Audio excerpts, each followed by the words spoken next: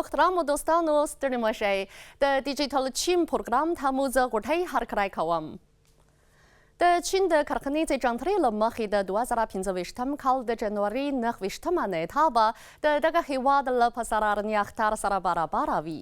دغه اختر په چین کې ډېر مهم ارزښت لري. اغېزه یې ډېره ژوره او پراخه ده او ډېر زیات خلک ترې خوندونه اخلي. دغه اختر د چیني کلتور یوه نښه بلل کیږي. له تیرو څو کلونو راهیسې د هغو هیوادونو شمېر د زیاتېدو په حال کې دی چې خلک یې پسرلنی اختر لمانځي او پکې رنګارنګ فعالیتونه ترسره کوي. دغه اختر اوس یو نړیوال فستیوال ګرځېدلی دی. زه به په نننۍ پروګرام کې د دغه اختر په اړه معلومات در سره شریک کړم. پسرلنی اختر د 2024 کال د دسمبر په 4مې نیټې د ملګرو ملتونو د یونیسکو سازمان لخوا د غیر مادي کلتوري میراثونو په نړیوال لیست کې شامل شوی چې په دې سره د چین 440 پروګرامونه په یاد لیست کې شامل شوي دي او دغه شمېر په نړۍ کې لومړی مقام نیسي. مخکې تر دې د 2023 کال په دسمبر کې د ملګرو ملتونو په 88مې عمومي اسامبلې کې پریکړه وشوه چې د چین پسرلنی اختر د ملګرو ملتونو د رسمي رخصتۍ په توګه وټاکل شي.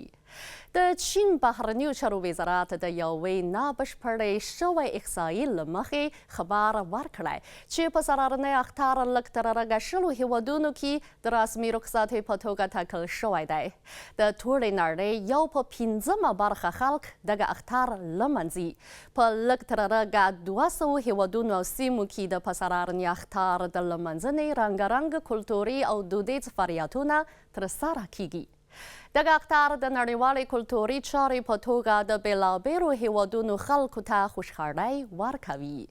د معلوماتو له مخې په ټولې نړۍ کې د خوشحال پسرلني اختر په عنوان د موسیقي د کنسرتونو او کلتوري فستیوالونو په شمول رنګارنګ فعالیتونه روان دي او پکې د دغه اختر ښایسته معلومات د مختلفو هیوادونو خلکو ته وړاندې کیږي څو ټول د دغه اختر له خوشحالۍ او نیکمرغۍ فضا څخه ښه خوندونه واخلي.